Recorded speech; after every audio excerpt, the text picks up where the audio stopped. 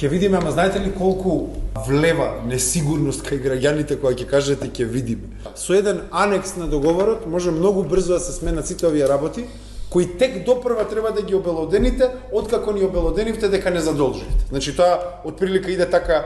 Значи пред година дена, кога имам овде дебата со колегата Тони Јавевски, истиве муабети се вртеа за унгарскиот кредит, дека е најповолниот кредит што некогаш сме го добиле. Што е најзлатниот кредит што некогаш сме го добиле. Зошто сега имате проблем да кажете кои фирми ги имаат добиено тие пари?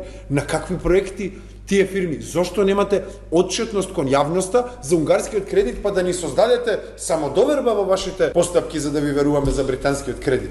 Значи сепак е двонасочна работа и ние како опозиција, за да бидеме конструктивни, дека барате нашата конструктивност, не можете, вие се по скратена постапка, утре ќе го дискутираме ова по скратена постапка, наместо да се целата експертска јавност да се вмеша во оваа јавна дебата, утре ќе дојде по скратена постапка, ќе заврши за 10 минути задолжување меѓугенерацијско.